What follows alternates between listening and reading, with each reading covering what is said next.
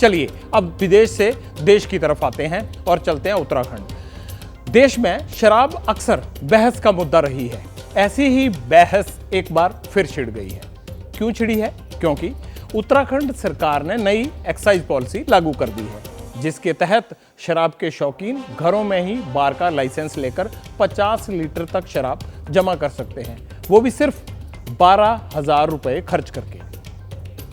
12,000 रुपये साल की फीस है और फिर एक निश्चित मात्रा शराब की वो अपने घर में व्यक्तिगत उपयोग के लिए रख सकेंगे। साल के 12,000 रुपए दीजिए, घर में ही बार का मजा लीजिए।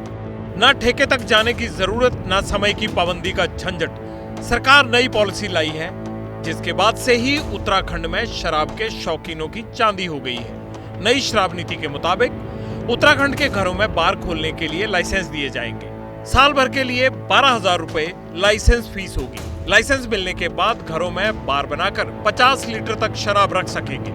कौन सी शराब कितनी मात्रा में रख सकते हैं, इसका भी डिटेल्ड ब्यौरा दिया गया है।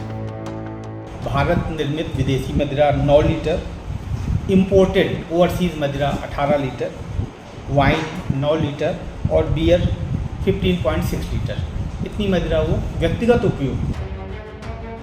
एक और जरूरी बात यह कि सिविल में बिकने वाली शराब ही रखने की इजाजत होगी।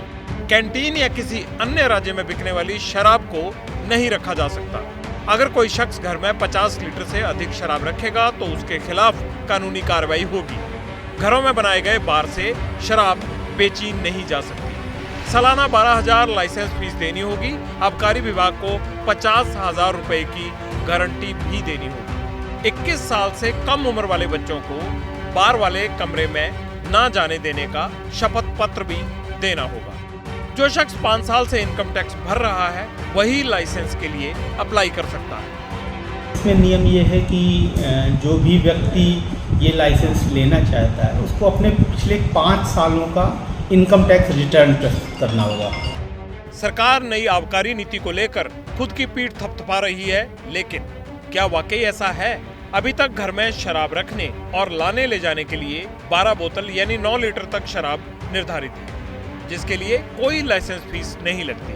ऐसे में सवाल ये कि कोई शख्स जब 12 बोतल शराब घर में रख सकता है तो सिर्फ निजी इस्तेमाल के लिए ही 12,000 रुपए क्यों खर्च करेगा? वैसे देहरादून में एक शख्स ने बार के लाइसेंस के लिए अप्लाई किया तो हफ्ते भर पहले लाइसेंस जारी भी कर दिया गया। सरकार कह रही है कि घर में बार वाली नई नीति का मकसद सरकारी खजाने के लिए रकम जुटाना है, लेकिन विपक्ष को ये दलील मंजूर नहीं। गाँव, दूर दूर के इलाके नशे की गिरफ्त में आ रहे हैं, उससे लोग चिंतित थे और अब शराब के नशे में ये सरकार डुबो देना चाहती है। विपक्ष के हमले के बाद बीजेपी भी पलटवार करने में पीछे नहीं रही। कांग्रेस को बोलने का कोई अधिकार नहीं है, क्योंकि उन्होंने बहुत ही अति की थी। हाँ, हमारी सरकार ने कुछ चीज़ें नहीं की हैं जो सामने आई हैं कि उन्होंने घरों पर शराब रखने की अनुमति दी है, लेकिन साथ में ये भी किया है कि 21 साल से नीचे का बच्चा उसमें नहीं जा पाएगा। और बीजेपी का कहना है कि घर में बार वाली जगह बच्चों को जाने की इजाजत नहीं होगी। कांग्रेस ने पूछा, ऐसा कैसे होगा? बताइए, एक घर के अंदर एक छत के नीचे आप कैसे जो है बच्चों को वहां जाने से प्रतिबंधित करेंगे? तो ये कुल मिला के शराब माफिया के हित में बनाई गई जो है पॉलिसी है। इसी साल अप्रैल के महीने एक आरटीआई से पता चला था कि उत्तराखंड में शराब का राजस्व 22 साल में 22 गुना बढ़ा है। मौजूदा फाइनेंशियल ईयर के लिए आबकारी राजस्व का टारगेट 4,000 करोड़ रुपए रखा गया है, लेकिन सवाल ये है कि राजस्व बढ़ाने के और भी जरिए हो सकते हैं, तो फिर घर घर शराब के बार खुलवाने की जरूरत क्यों पड़ी?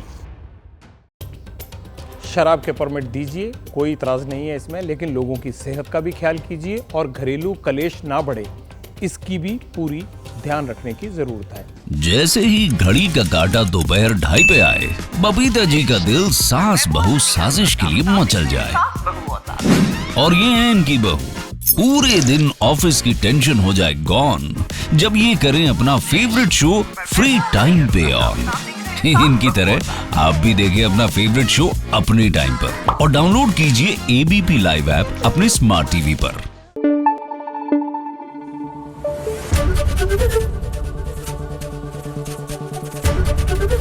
एबीपी न्यूज आपको रखे आगे।